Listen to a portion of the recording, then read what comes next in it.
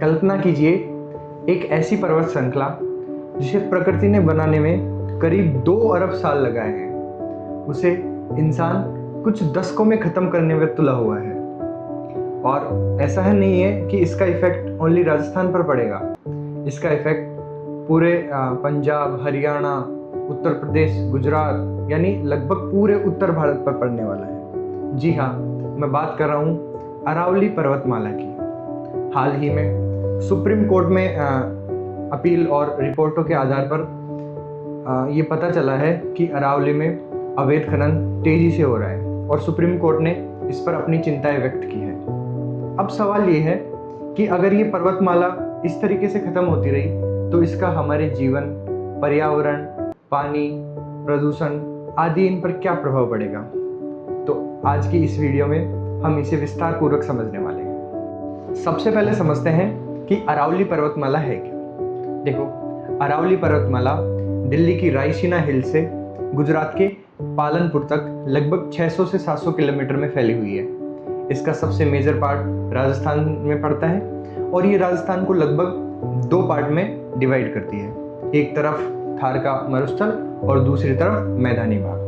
अरावली एकमात्र पहाड़ ना होकर बल्कि ये प्रकृति का एक संरक्षण तंत्र है। इसके 2 प्रमुख कार्य ये है कि एक तो ये प्राकृतिक दीवार के रूप में कार्य करती है। ये थार मरुस्थल से आने वाली रेतीली और धूल भरी आंधियों को रोकने का कार्य करती है। साथ ही ये थार मरुस्थल को आगे बढ़ने से रोकती है, यानी मरुस्थलीकरण को कम करती है या रोकती है। ठीक है। दूसरा सबसे बड़ा काम क्या है कि ये जैव विविधता को संरक्षण देती है। साथ में इससे बहुत सारी नदियाँ निकलती है दोनों तरफ और ये भूजल को रिचार्ज करने का भी कार्य करती है। अब सवाल ये है कि ये समस्या शुरू कहाँ से होती है। ये समस्या शुरू होती है अरावली पर हो रहे अवैध खनन से। बजरी, ग्रेनाइट और बहुत सारे खनिज पदार्थों को निकालने के लिए अरावली पर बड़े पैमाने पर खनन किया जा रहा है। लेकिन बात यह है कि ये खनन पर्यावरणीय मानकों को अनदेखा करके किया जा रहा है।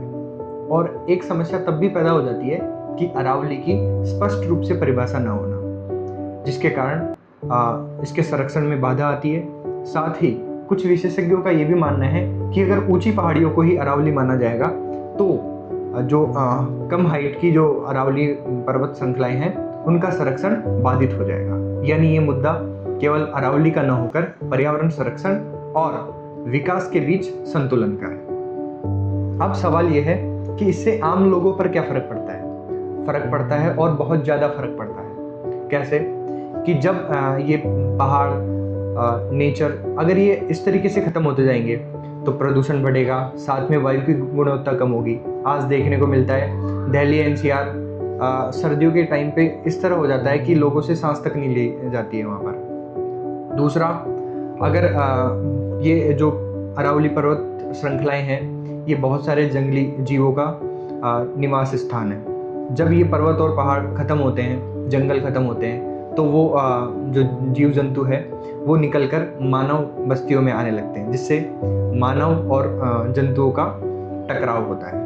साथ ही अनियंत्रित खनन से जल स्रोतों पर भी प्रभाव पड़ता है और भूजल स्तर पर नकारात्मक प्रभाव पड़ता है। यानी नुकसान केवल अरावली पर्वत श्रृंखला का ही नहीं है, नुकसान पर्यावरण और हमारे भविष्य का भी है। यानी अरावली पत्थरों का ढेर नहीं है बल्कि उत्तर भारत में पर्यावरण संतुलन का एक महत्वपूर्ण स्तंभ है। जो पर्वत श्रृंखला लाखों करोड़ों वर्षों से हमारी रक्षा करती आई है, आज वो हम ही से सुरक्षा की गुहार लगा रही है। विकास किया जाना चाहिए लेकिन पर्यावरण को नष्ट करके नहीं। आपकी इस टॉपिक पर क्या राय है हमें कमेंट सेक्शन में ज़रूर बताएं।